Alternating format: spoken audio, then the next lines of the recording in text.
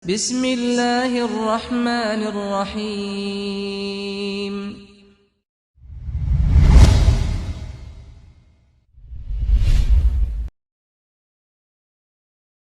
أشهد أن لا إله إلا الله وحده لا شريك له وأشهد أن محمدا عبده ورسوله صفيه وخليله الذي لا نبي ولا رسول بعده اللهم صل وسلم وبارك على نبينا الكريم نبينا محمد صلى الله عليه وسلم وعلى آله وأصحابه ومن سار على نهجه واستنى بسنته واتبعهم بإحسان إلى يوم اللقاء ولقد قال الله تعالى في كتاب العزيز بعد أعوذ بالله من الشيطان الرجيم Ya ayyuhalladzina amanu taqullah.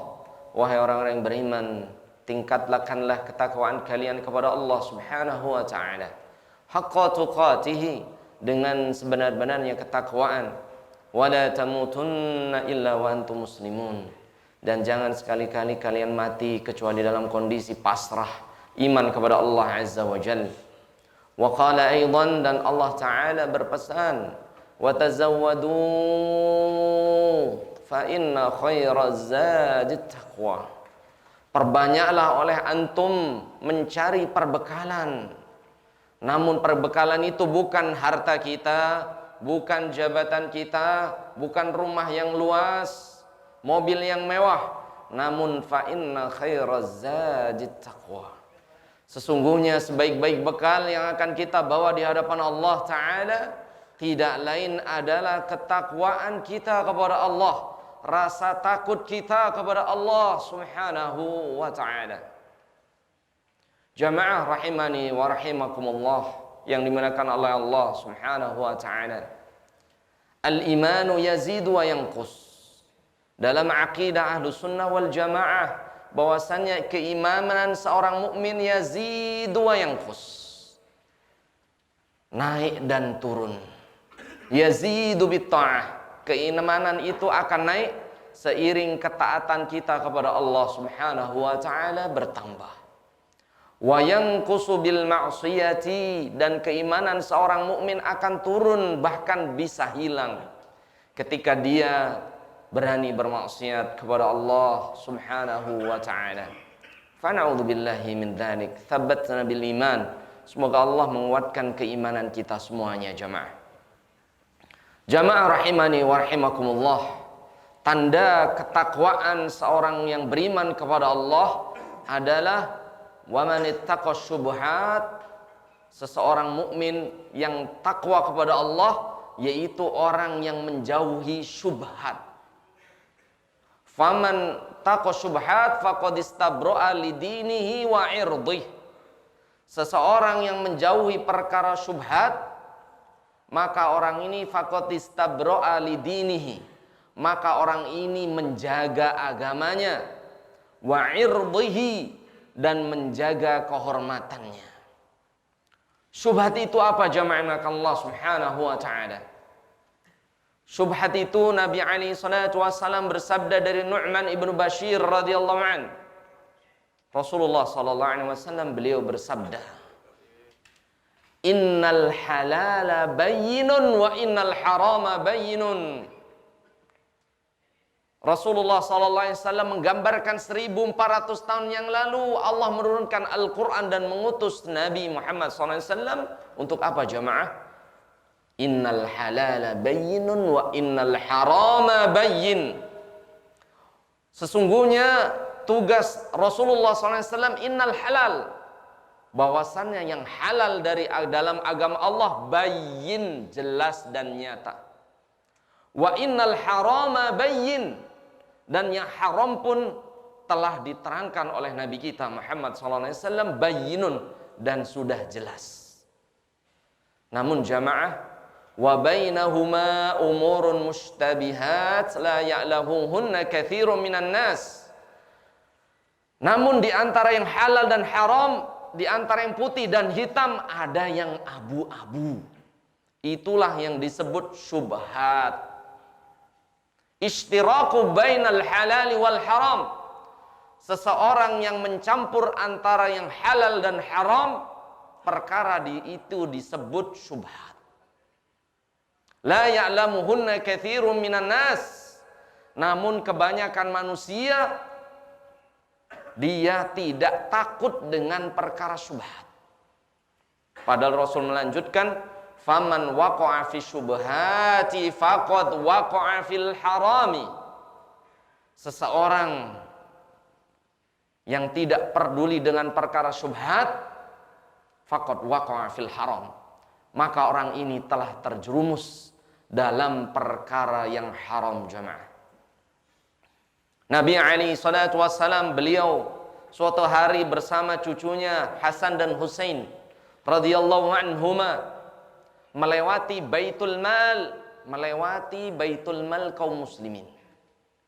Maka Husain radhiyallahu anhu, beliau mendapatkan tamrah, mendapatkan sebutir kurma yang jatuh mendekati Baitul Mal.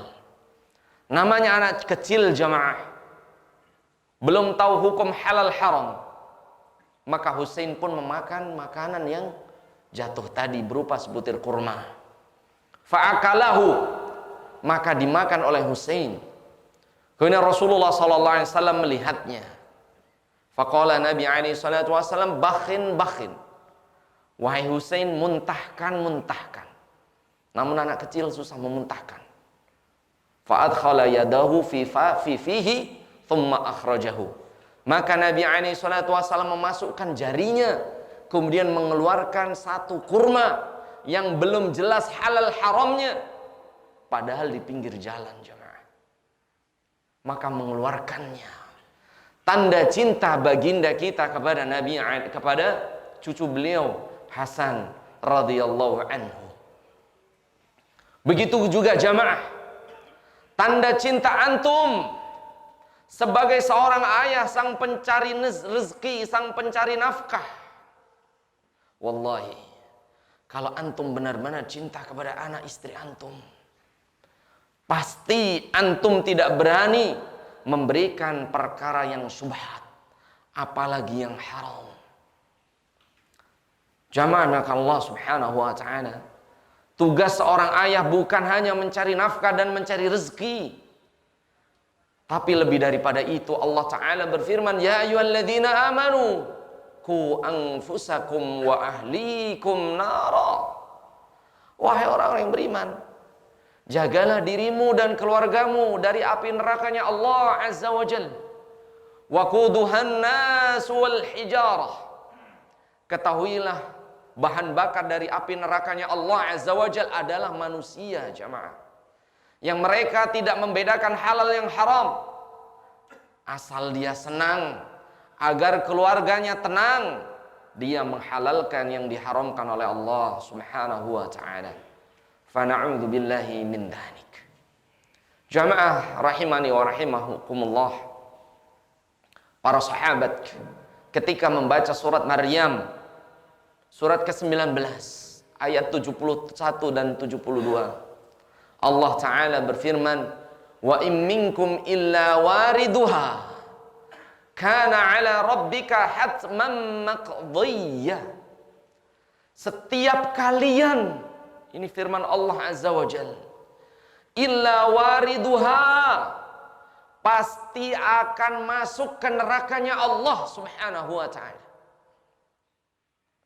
Maka sahabat membaca ayat ini bertanya kepada Nabi SAW, anahnu ya Rasulullah, apakah kita masuk ke dalam ayat ini akan masuk nerakanya Allah setiap kita wahai Rasulullah?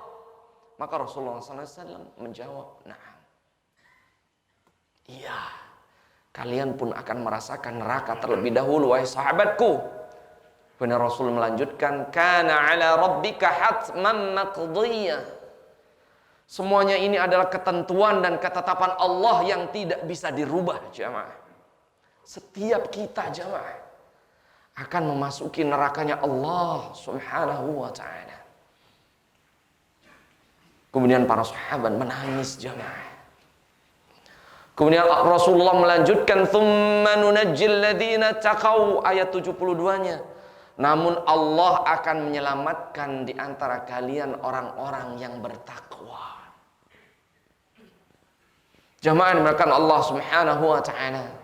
Setiap kita akan memasuki nerakanya Allah Azza wa Jalla. Yang uapnya saja, sebagaimana perkataan Ibnu Abbas, yufarriqu bainal lahmi wal idham. Uapnya saja memisahkan antara tulang dan daging, jamaah. Jangan sampai jamaah, karena 1 rupiah, apalagi 100.000, apalagi 1 juta, apalagi memarkup tender, apalagi korupsi, apalagi gratifikasi, membuat seseorang mencicipi masuk neraka 1 hari, jemaah. Apalagi 2 hari di neraka, apalagi 3 hari di neraka. Padahal Allah Ta'ala berfirman di surat Al-Hajj ayat 47, wa inna yawman 'inda rabbika ka'alfi sanatin mimma ta'uddun. Ketahuilah 1 hari di nerakanya Allah atau di surganya Allah itu 1000 tahun di muka bumi, jamaah. Jangan sampai 1 rupiah membuat kita masuk nerakanya Allah 1 hari, yaitu 1000 tahun. Jangan sampai korupsi membuat kita 2 hari di nerakanya Allah, yaitu 2000 tahun, jamaah. Apalagi masuk nerakanya Allah 1000 tahun, maka berapa ribu tahun di nerakanya Allah Azza wa Jal. Fana'udhu billahi thumma na'udhu billahi min dhalik. Kemudian Rasulullah SAW melanjutkan, wa nadharudz zalimina fiha jithiyya. Dan Allah membiarkan orang-orang yang pernah berbuat zalim di dalam neraka jithiyya, merintih dan merana. Jamaah rahimani wa rahimakumullah yang dimuliakan oleh Allah Subhanahu wa taala.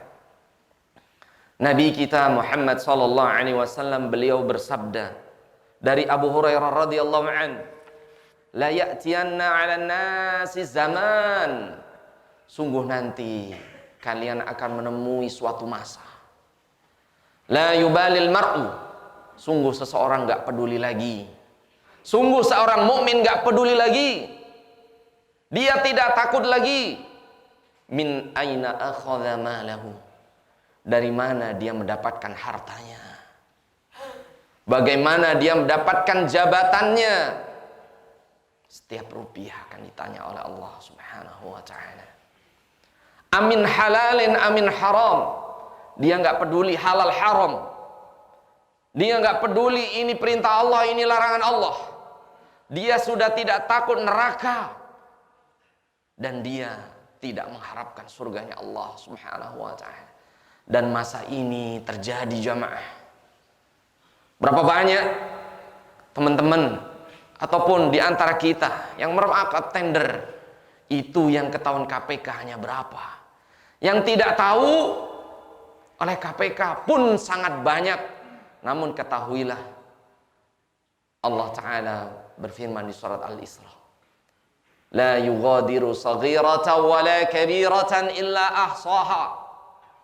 Sesungguhnya tidak luput dari catatan Allah saghiratan wala kabiratan, baik itu dosa kecil, korupsi yang puluhan ribu, wala kabiratan, ataupun dosa yang besar, korupsi jutaan bahkan miliaran, illa ahsaha, semuanya itu dicatat oleh Allah Subhanahu wa ta'ala dengan catatan yang tidak akan dihapus dan tidak akan terlupakan oleh Allah Azza wa Jalla. Jamaah rahimani wa rahimakumullah yang dimuliakan oleh Allah Subhanahu wa ta'ala.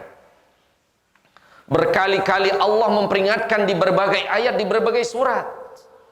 Allah menegaskan, wa mal hayatud dunya illa mata'ul ghurur.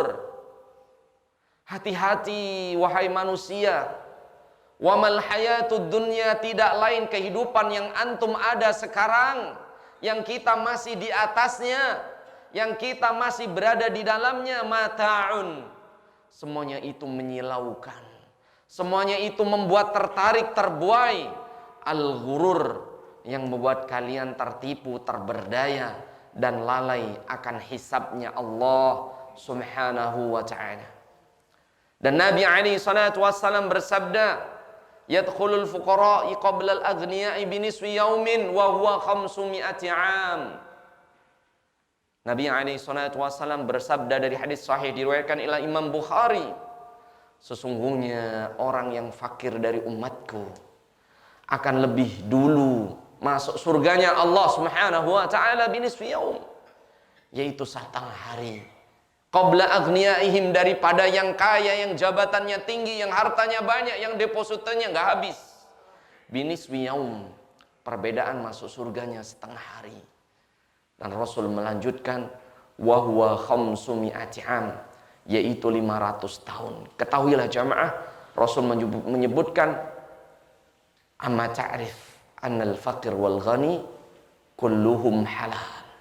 Padahal harta yang kaya ini halal, namun hisabnya 500 tahun lebih lama daripada yang kaya. Bagaimana yang kaya dan kayanya dari yang haram, dari korupsi, dari mengambil hak orang lain. Fa na'udzubillahi thumma na'udzubillahi. Sekali lagi, 1 rupiah bisa menghambat kita masuk surganya Allah Subhanahu wa ta'ala.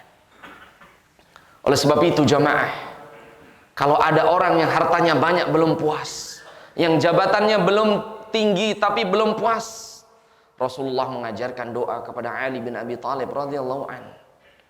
Allahumma kfini bihalalika. Ya Allah, cukupkanlah aku atas harta yang halal darimu. An haramika, dan jauhkanlah aku dari harta yang haram. Wa aghnini bifadlika. Ya Allah, berikanlah rasa cukup, rasa puas, bifadlika, atas karunia darimu. Amman siwaka, dari berharap kepada selainmu ya Rabbal Alamin.